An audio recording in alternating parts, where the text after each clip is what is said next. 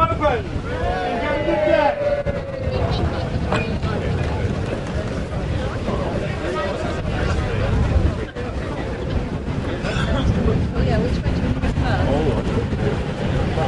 With current technology looking at saving fossil fuels, one area of boating that's becoming more and more important is electric boats. Behind me you can see some really stylish examples.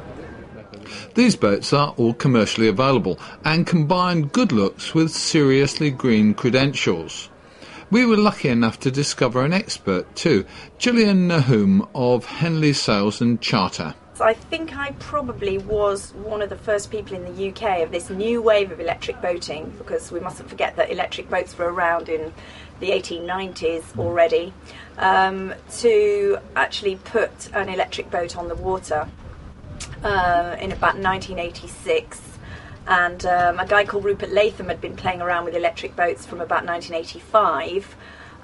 We found that the easily driven steamboat hulls were very suitable for electric power, as indeed they had been in Victorian times.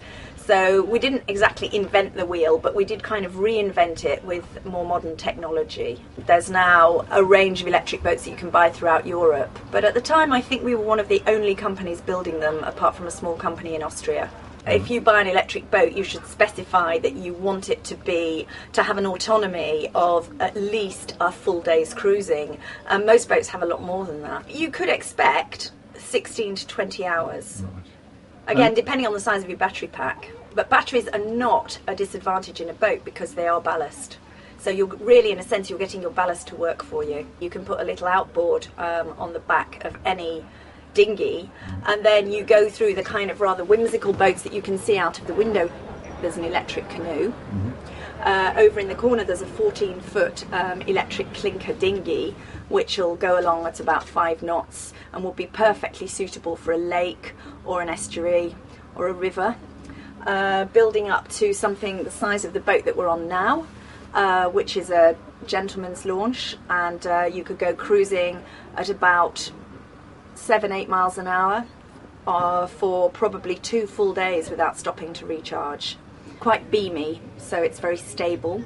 There's plenty of room for batteries below the floor, and it was designed with electric power in mind. And there is one, in fact there are 2 operating as passenger boats, and it was designed with 12 passengers in mind. If you wanted it as an open boat with a canopy, you can just take people on trips, and that's been hugely successful. It's very stable, it's very comfortable.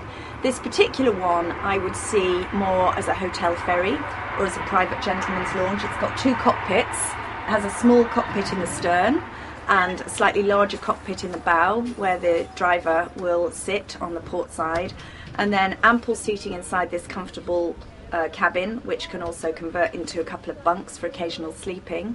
You've got a small galley here on the port side, and on the starboard side there's a loo hidden underneath the work surface. So it's kind of got everything you want, just for days out or for a weekend's cruising. Open versions from around £40,000, this kind of fit out around £80,000.